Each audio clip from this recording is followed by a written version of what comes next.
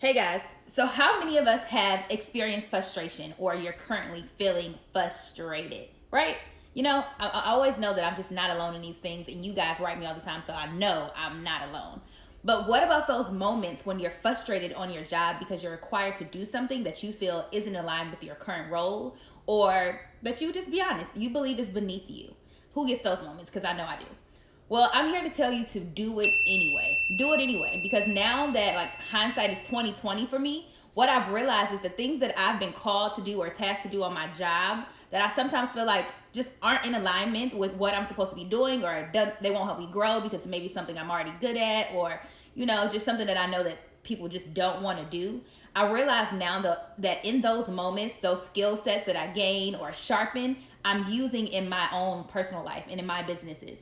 So when someone assigns you something that you just know you don't want to do, be a good steward over everything, like everything that's given to you, because it's for a purpose and a bigger reason. And although that person may feel like they're giving to you because, again, they just don't want to do it, it's a blessing with your name on it, and it's in disguise. Like, it's really one of those things. It's like a catch-22. Like, sheesh, I don't want to do this, but later down the road, you're gonna be like, oh, I know how to do this because I had to do X, Y, and Z. Oh, I'm really good at this now because I had to practice it multiple times, even when I didn't want to. And so everything that you do is not in vain. And I wanted to remind you of that today. So when you go through life and you're feeling extremely frustrated, or like you're not progressing, or that you're stuck or undervalued, know that you are valued. And in the long run, it's gonna play out exactly the way it's supposed to.